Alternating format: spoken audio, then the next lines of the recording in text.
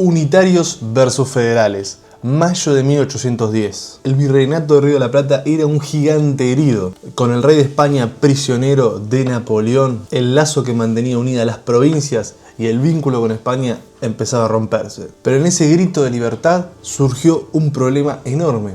¿Quién lideraría todo este territorio? En Buenos Aires, la élite comercial e industrial y de los patricios creían que por ser la hermana mayor y el puerto merecían tener el control de todo el territorio. Pero el interior, en las estancias de Salta, Córdoba, Corrientes, no pensaban igual. Para ellos la caída del virreinato significaba soberanía de los pueblos. Y acá aparece otro territorio que también empieza a surgir, la famosa provincia oriental. Así que gente, bienvenidos a este documental muy intenso y muy largo, así que prepárense un café, siéntense, tómense un mate, porque vamos a hablar de los unitarios y de los federales, muy largo y tendido, con muchos nombres, para que este documental sea súper completo. Así que empezamos.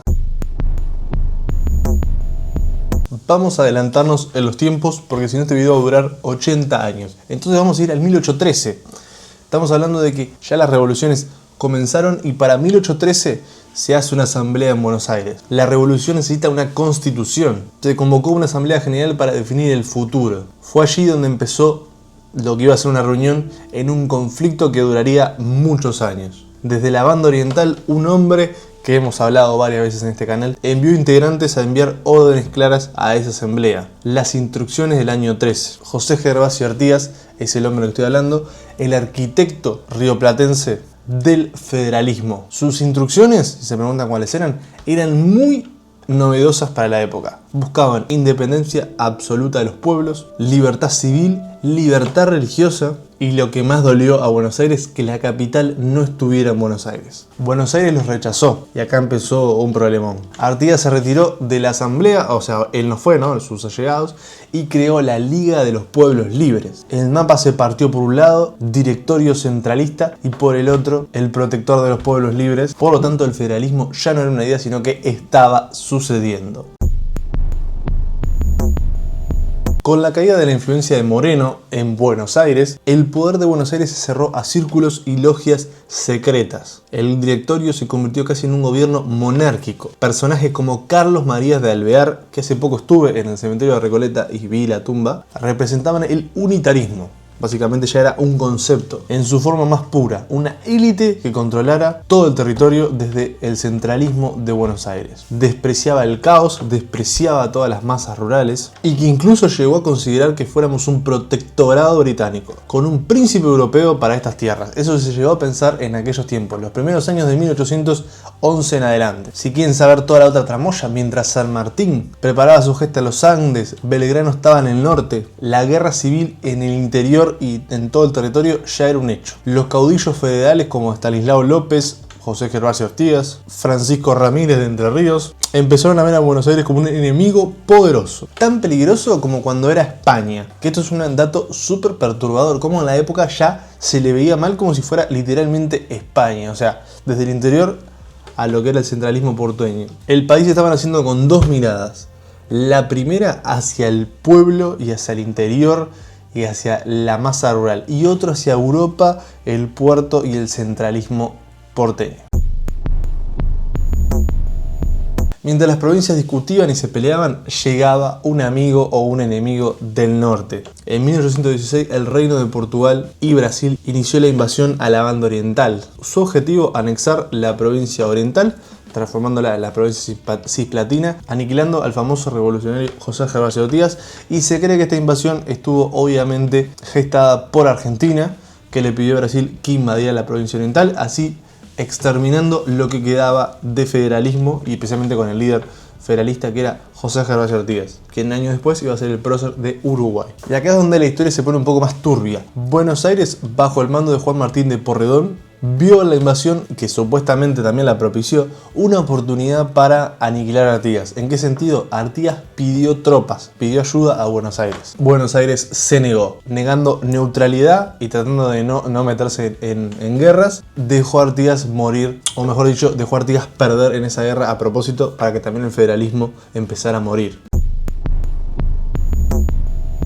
Mientras Artigas se desangraba en guerras contra los portugueses, como por ejemplo en India Muerta, en Buenos Aires el Congreso aprobaba la Constitución de 1819. Fue la provocación final, tan centralista y aristocrática que muchos historiadores creen que está diseñado para traer un rey europeo. Literalmente era un mandato centralista. No mencionaba la autonomía de las provincias, claramente, y le daba todo el poder al Directorio Supremo de Buenos Aires. Para los caudillos del federalismo, de los pueblos libres, como Estanislao López, como Francisco Ramírez, como Artigas, esto es una declaración de guerra, básicamente. Ambos hasta ese momento, lugartenientes de Artigas, decidieron atacar Buenos Aires. Y acá llega una de las batallas más importantes de este momento histórico del Río de la Plata.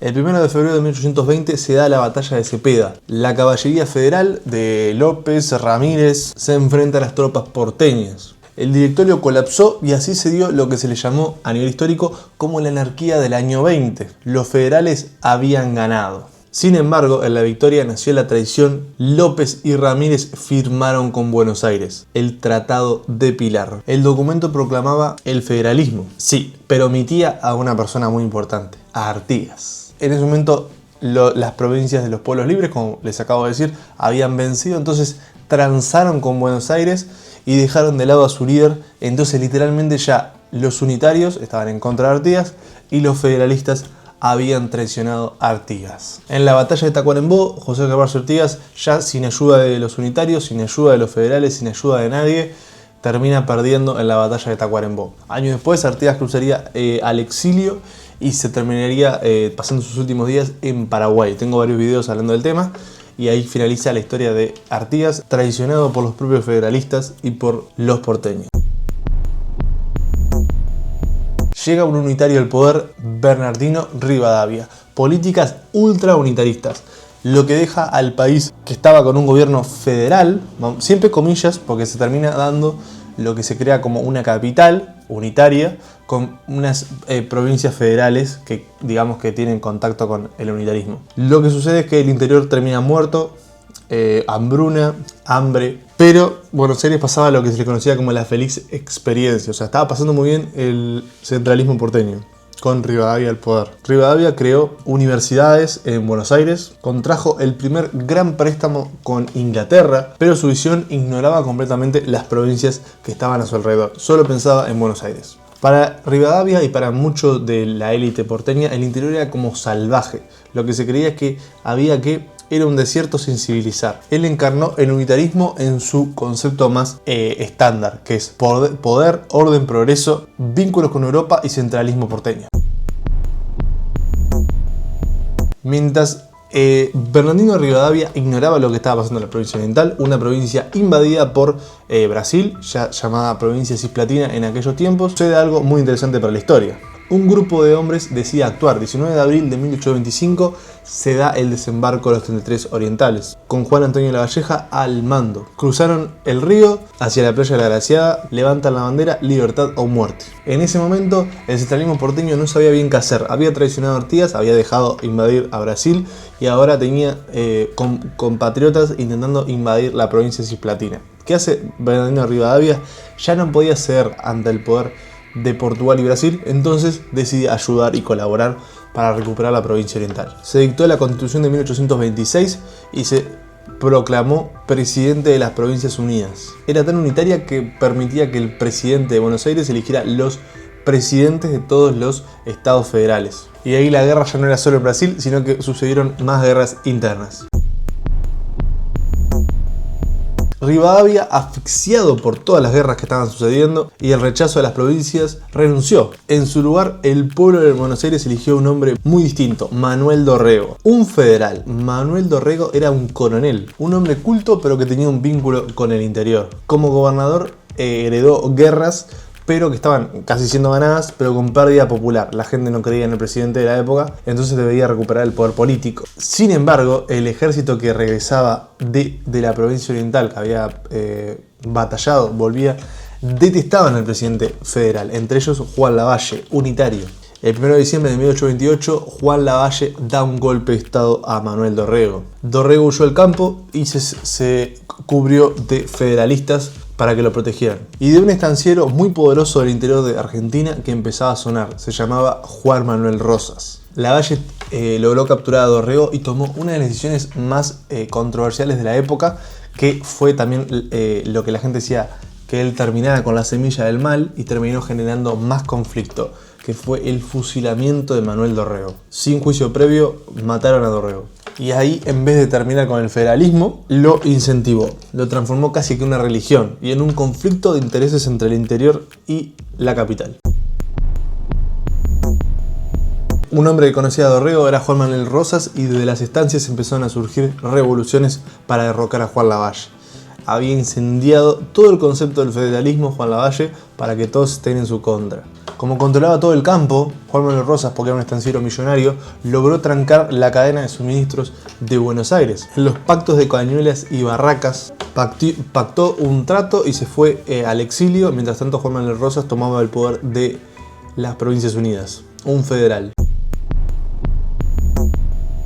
Mientras los federales tomaban el poder en Argentina con Juan Manuel Rosas, la guerra en el lado contrario, lo que sería la provincia oriental, continuaba. Estamos hablando de 1828, entre los trinitarios orientales y ya muchos más contra las fuerzas brasileñas. Y acá surge un europeo poderoso. Ya tengo un documental de este tema, así que no voy a profundizar tanto, que es del famoso Lord Ponsonby, pero lo voy a enmarcar un poco en este video para que tenga contexto. Aparece Inglaterra, que su comercio estaba siendo asfixiado y trancado, ya que la guerra entre los puertos de Puerto de Buenos Aires, Puerto de Montevideo, Puerto de Brasil estaba totalmente colapsada con la guerra.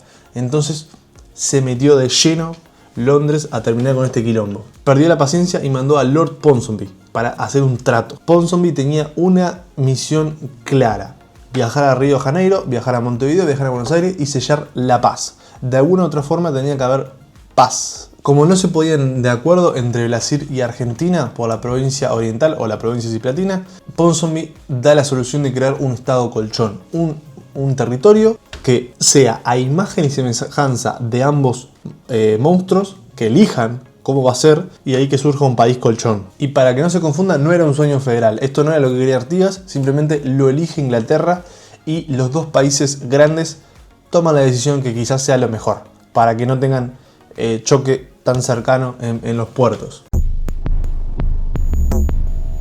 En agosto de 1828 se firma la Convención Preliminar de la Paz. En ellas las Provincias Unidas y el Imperio de Brasil renunciaron al territorio de la Banda Oriental, y así nacía el Estado Oriental del Uruguay. Para muchos federales era como una victoria agridulce. Había nacido un territorio federal, pero al final iba a ser independiente, entonces no iba a ser federal. Para Rosas era muy positivo, ya que precisaba paz para poder hacer el crecimiento del país, y para Brasil era negativo porque perdía un territorio, pero se alejaba de Buenos Aires, entonces tenía más independencia geográfica. En 1830 sale la Constitución del Uruguay y ahí nace el país como tal. Estén tranquilos porque en Uruguay no hay paz tampoco. Primer gobierno de Fructuoso Rivera, segundo gobierno de Manuel Oribe, y luego arrancan conflictos internos entre lo que se le iba a llamar la Guerra Grande en Uruguay. Acá surgen vínculos entre los unitarios y los federales, que los hablaré en el siguiente capítulo.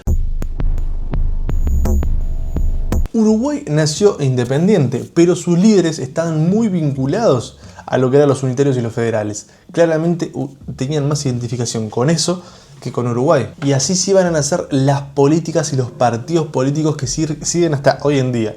Fructuoso Rivera, colorado, un caudillo astuto, hombre de campo y con gran cariño popular. Se alió históricamente con los unitarios. Por otra parte estaba Manuel Oribe, el segundo presidente, un hombre de carrera, de campo, se convirtió en un aliado de Juan Manuel Rosas y del bando federal. Los de Oribe usaban la banda blanca, por una guerra que es la Guerra Grande, y los de Rivera usaban la banda roja colorada, que sería el Partido Colorado. En 1836, ahí es donde se da la verdadera divisa, que es la batalla de Carpintería. Para los hombres de Rivera identificarse la batalla, dieron vuelta al poncho, que era blanco, y los de Rivera usaron un poncho rojo. Uruguay se partía en dos y esa grieta iba a perdurar durante muchos años, también vinculada al gobierno porteño y también vinculada hoy en día a la actualidad del país.